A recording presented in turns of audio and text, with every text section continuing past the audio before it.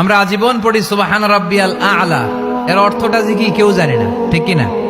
তো চোখ দিয়ে পানি নামবে কেমনে? চাইনিজ ভাষা আমাদের কাছে যেরকম, কোরআনের তেলাওয়াত আমাদের কাছে অনেকটা এরকমই। চাইনিজ ভাষার অর্থ জানি না, কোরআনের আয়াতের অর্থ জানি, কিন্তু এই কথা বললে কি আল্লাহ আমাদেরকে ছাড়বে? No excuse will be granted that day. সেদিন আল্লাহ কোনো এক্সকিউজ গ্রহণ করবে না।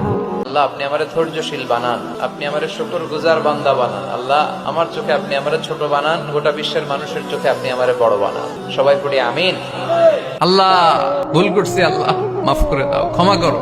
আমি ক্ষমা চাইতেছি, কিন্তু আমি ক্ষমা করি না আরেকজনকে। তুমি ক্ষমা করো না, তুমি ক্ষমা চাও কোন সাহসে? কোন নারীকে যদি তার চেহারার ডিজাইন তৈরি করার সুযোগ আল্লাহ দিতেন, সে নারীটাকে বিশ্ব সুন্দরী করে তৈরি করবে, ঠিক কিনা? এটা আল্লাহ আমাদেরকে দেয় নাই, এটা আল্লাহ তাআলা নিজ হাতে রেখেছে, নিজে করেছে। তাই কারো আকৃতি নিয়ে ব্যঙ্গ করলে স্বয়ং আল্লাহর সাথে ব্যঙ্গ করার শামিল। চিল্লায় বলেন ঠিক কিনা?